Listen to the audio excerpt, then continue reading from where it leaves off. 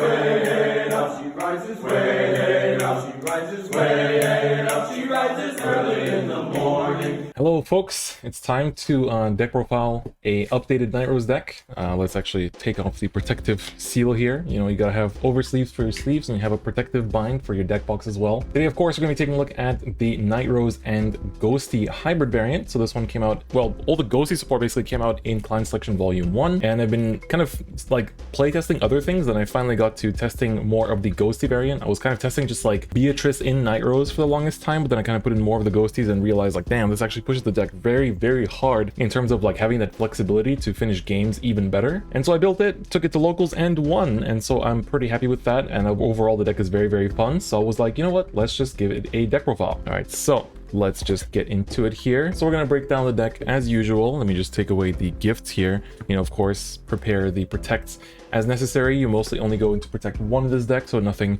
too advanced or super special. This deck is overall very, very fun. It's very strong. It's like, I think it's one of the best, honestly, standard decks, or I guess V Premium decks, purely because it has the multi-attack. It has super good consistency. You can unbrick yourself pretty well, or even like if you brick, you can unbrick yourself. That's like the strongest part of this, I think, as well, that you can actually do that. And so I think it's a really, really good deck overall. So let's take a look at it. Of course, first we have our 4 Nightroses. Let me actually zoom in here. So there we go. Super zoomed on the Nightroses and on my busted nails. So of course, Nightrose, 4 copies, is the main card for this deck. Has 2 skills. First, when a rearguard attacks or boosts, it gets +5 cancel of that battle, and then it gets retired at the end of that battle. So this skill, of course, is really nice because it pushes the power ceiling of this deck really, really high, and so you're able to actually like hit for pretty devastating attacks from pretty early onward, and that's really nice. On top of that, if Chaos is popular in your meta, this directly counters it because you are able to essentially retire your own stuff and not have to worry about it whatsoever. Her second skill is when it attacks, counter +1, choose a column, call up to 2 cards from your drop zone to rearguard circles in that column.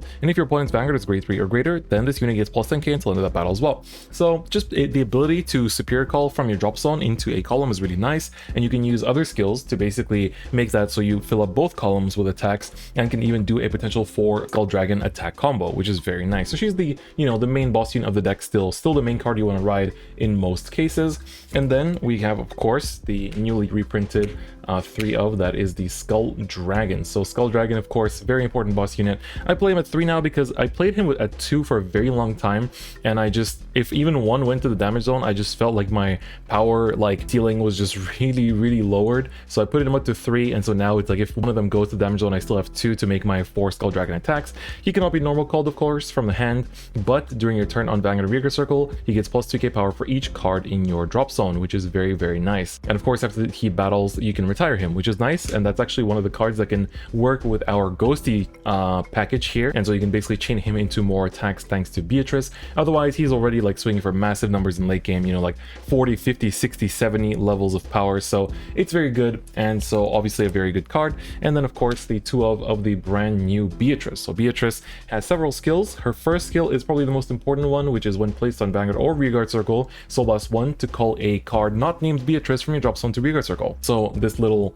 you know, brat, I guess you can call her, she does some really good work in being able to just extend your combos. You know, with Nightrose, you can basically call a column of this and then basically just like use her skill to make another one. So, you know, just to visualize it here quickly, you know, you basically make it so that you call this kind of column of like the Skull Dragon and the Beatrice behind, and you Soul Blast 1 to basically call another Skull Dragon to the other column. So that's a very nice thing that you can do, and just for Soul Blast 1, it is also very, very powerful. So I really like Beatrice at 2. I think it makes sense. We also go into her, we actually ride her in late game. Once you've pushed your opponent to 5, you can actually use her to win games, which is very, very nice. And so you do that by her second and third skills. So on Vanguard Circle, all your units with Ghostie in their card names on your rearguard circles or guardian circles get intercept and +5k power, +5k shield, which is really good because you basically get really just strong attackers and everything. And you know, that basically pushes the Ghostie numbers up to like good numbers. So you know, your 8k becomes 13, your 9k becomes 14 or 19 depending on its own skill. So it's quite good.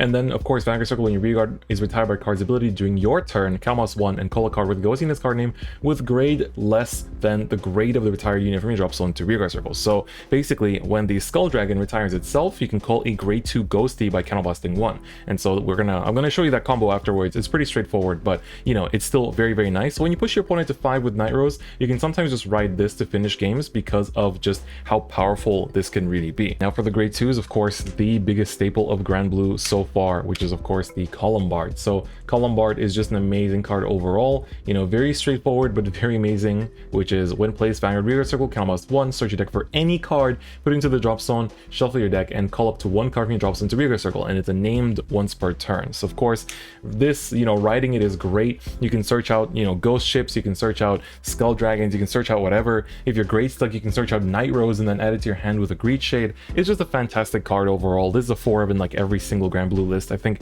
not much needs to be said. Just the very flexible tutoring of it is just ridiculous in my opinion. And then of course the other amazing staple grade 2 is the Greed Shade. So Greed Shade is also just a fantastic card. Gains 5k if your drop zone is 10 or more cards, and when placed on Rearguard Circle, discard 1, mill 2, and then return a card not named Greed Shade from your drop zone to your hand. So you can basically like mill whatever you want with, for example, the Colombard, and then just add it to your hand with this. So if, like I said, you can add Night Roses, you can add the Beatrices if you want, you can add your Critical Sentinels, your PGs, your whatever. Honestly, like this card is just so universally good that, you know, it's hard to really say anything bad about it, to be honest. And then of course we're running 2 of the Ghost Ship. So this is the card that, you know, you want to be pushing early. This deck, of course, you have to make decisions all the time whether you want to push or whether you want to build up resources. When you want to build up resources, this is one of the best cards. So it cannot be normal called, but when it attacks in Rearguard Circle, gets plus 15k power, but at the end of the battle you draw a card and retire it. So Nightrose retires it anyway, so it's a 29k attacker when you're sitting on Nightrose, and you get the card draw out of it too, and you can of course revive it, you know, after it attacks with the Nightrose to attack with it again to draw more cards. You can even, if you set up 2 in the drop zone, you can even draw multiple. Just be sure to not deck out by accident. And the final grade 2 is of course the Jessie. So Jessie the Ghostie is a new addition here as a 1-of. So first and second skill, when he attacks, gets 5k until in that battle. At the end of that battle, you retire him, and if you didn't countercharge from the ability of Jessie this turn, then you countercharge 1. So very good ability purely because of the fact that, you know, it's on-demand countercharge. Like until now we've been running Cutlass basically to countercharge when necessary, but with this it's so easy to countercharge because this just needs to attack and that's it, and it's gonna die anyway from Nightrose's skill, so you might as well go for it. And then the super good part about this card is that this is actually like really good in the Chaos matchup, which I'll explain later. So in the drop zone, you can retire 2 rearguards not named Jessie and call him to Rearguard Circle. This is a named once per turn, so you can literally at any point just pop 2 of your own rears to call this out, and oftentimes you do have rested rearguards in the early game, so popping them to call this out and to clear your board against certain matchups is definitely quite good. Speaking of cards that rest your board, we have one of the MVPs of the clan, which is also Skeleton Sea Navigator. So Navigator is super important in this deck because of the ability to self-mill. You rest 2 rearguards and put 5 cards on top of your deck into your drop zone. So very simple effect, but very necessary because you need to set up that drop zone. You need to have like as much in your drop zone to like let you choose between going aggressive or going for those, like, you know, just grindy games like drawing extra cards, surviving against Luard, surviving against Nightrose mirror matches, or like surviving against Gabriel and things like that. And so this card, just like being able to self-mill and just like, you know, have a big drop zone to power up your stuff in order to go for a push, or even having a big drop zone just have options, is also really nice. So Navigator, I think still at 4. Some people run it at 3. Of course you can search it with the Colombard as well, but I think that at 4 you at least like you have higher chance of opening it, and I do really like opening it as well. Then of course I just keep saying every card is an MVP because honestly all these cards are super MVP in Grand Blue.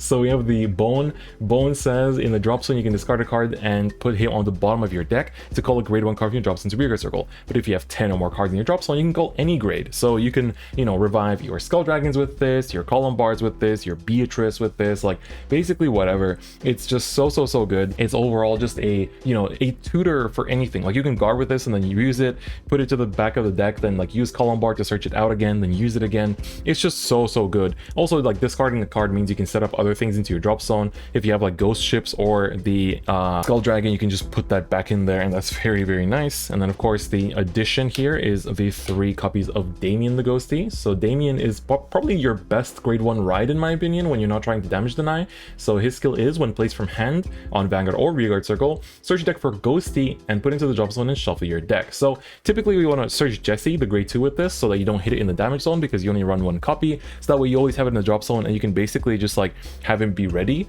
And then also the thing with Jessie is that when you Navigator to rest 2 rearguards and like, you know, mill 5 against matchups like chaos, you want to actually pop those 2 rears to call out a Jessie, who will then kill himself, and then you have an empty board basically. So it's really nice.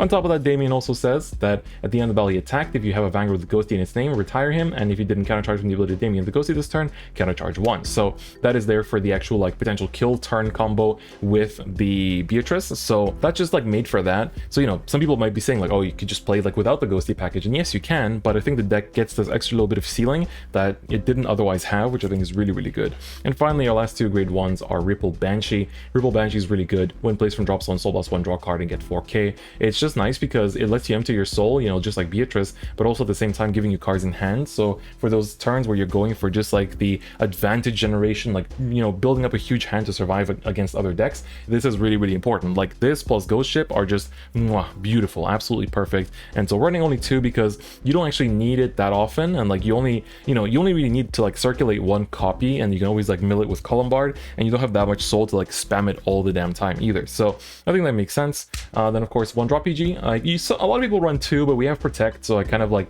only run 1. I feel pretty comfortable with it too. Like I don't really like lose games because I don't have a second PG. That's kind of like the main thing. And of course I am running the 3 crit sentinels. So 3 crit sentinels because I think that just having as many crits in this deck as possible is really good to help you win faster. And crit sentinels are pretty good. Like against a lot of decks, there's still a really good like valuable 30k shield. And of course when you go into late game against things like Luar, then you're just naturally like maybe putting back those drop PGs with your Greed Shades and things like that. But I think 30k shield is still very, very valuable, and you know, just having more crits is always good. Then for the remaining triggers, of course we have 4 of the Rough Seas Banshee, then I have 2 Mortal Mimic, and then 2 Night Spirit. So basically 11 crits, and I just kind of run a few of each, you know, just kind of mix up the opponent. So crits are very, very good, of course, and just help you finish the game faster. And you know, with all the multi-attack and the pressure that this deck can do, I think it's pretty worth it as well.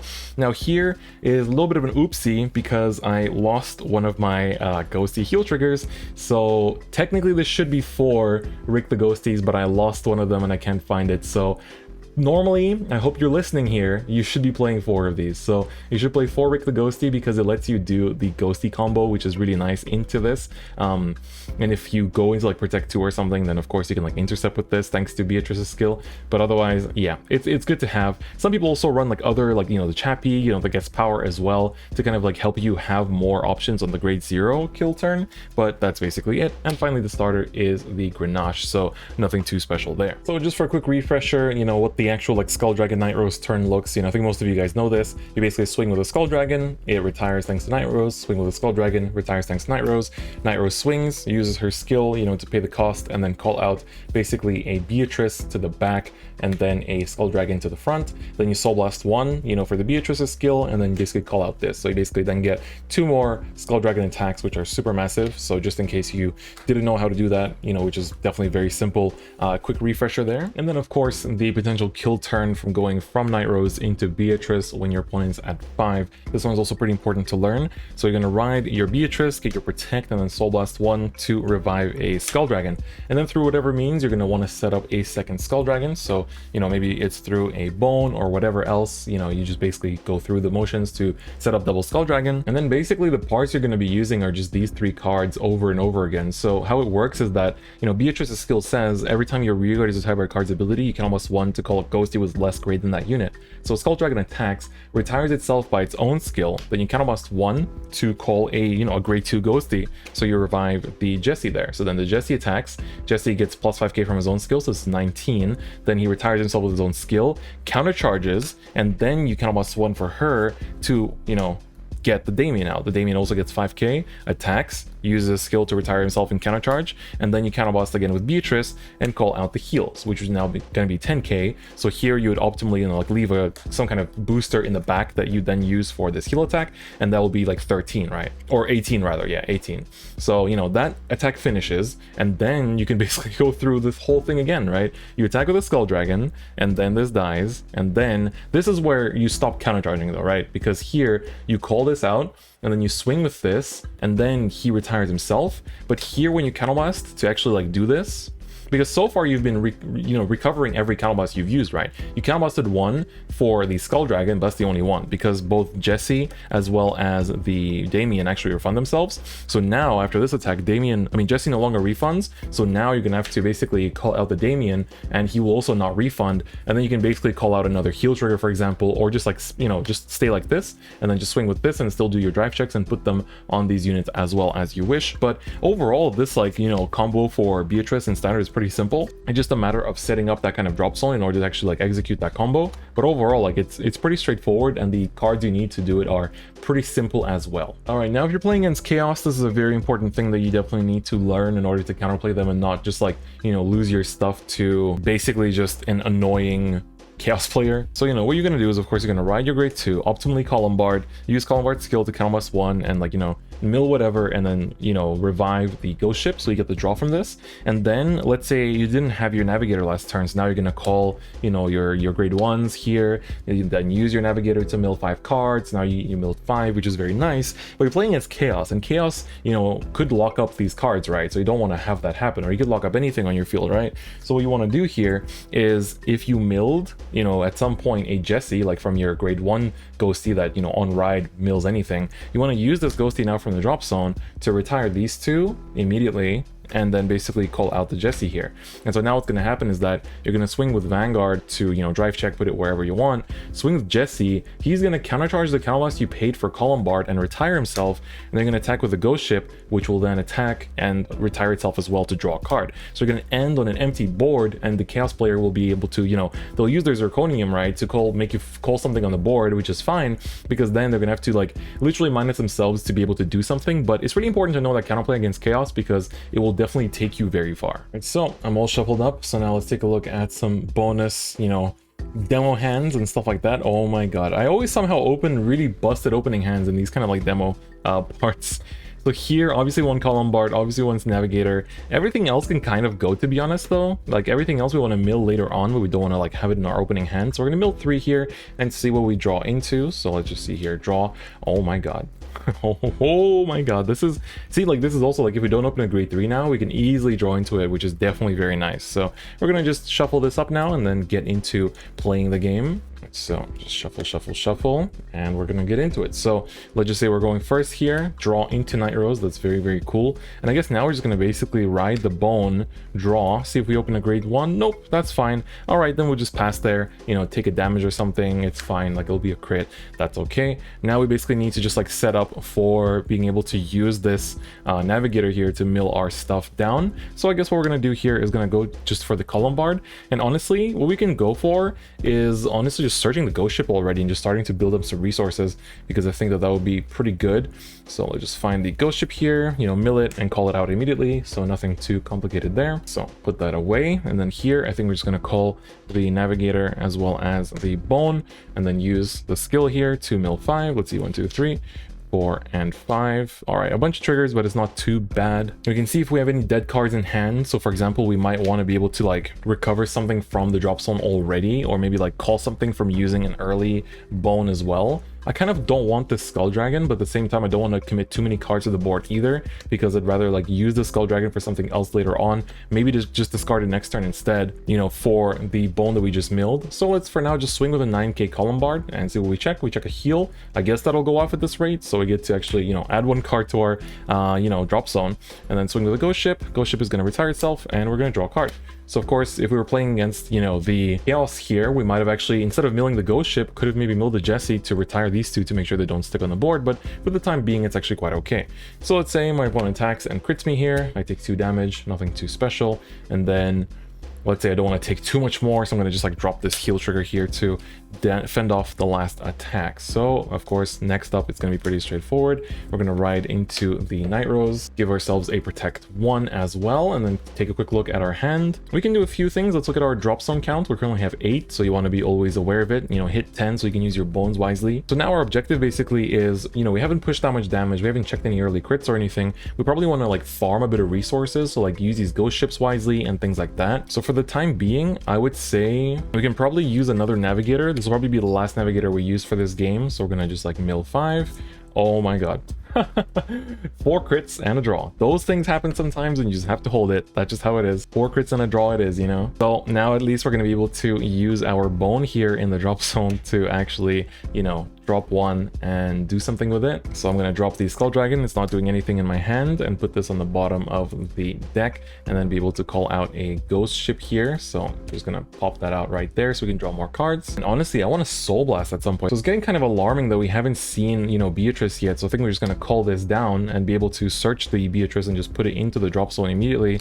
So you just set it up like that, which is very nice. And then we shuffle back the bone as well, so we can actually like hit it with a drive check or something like that, or, you know, a bit faster. And then I guess since I milled the Crit Sentinels, I can use the Greed Shade here to drop the other Greed Shade and mill 2. So there's a Greed Shade followed by a crit, and then just basically add a Crit Sentinel back to my hand, so I actually have a bit more defensive power to survive. So here we're just going to add the Crit Sentinel here, so we have a bit more of a defensive hand, and we can just basically get started, right? So swing with this swings for 29, we're going to retire it, draw a card, then we're going to swing with this, and it's going to retire itself after attacking, so we get to just free up our entire board. And then here, we just want to attack with a Nightrose, use the skill to counterblast 1 and fill up a column. So we basically need to think about this right. I think I want to just kind of like keep pushing out stuff onto the board here, and I think I might even, you know, call out this at this point. This only works when called from hand, so make sure you don't actually like use it when called from drop zone. I'm going to use the Beatrice here to finally Soul Blast out this column bard that I do want to see into the drop zone as fast as possible, and basically revive into this. Theoretically, you could even revive into the column bard here, and then basically like the column bard would counterblast 1 and revive this, but that depends what you want to see actually milled. I think just for the sake of demonstrating it, I'll go for that. You can basically revive this,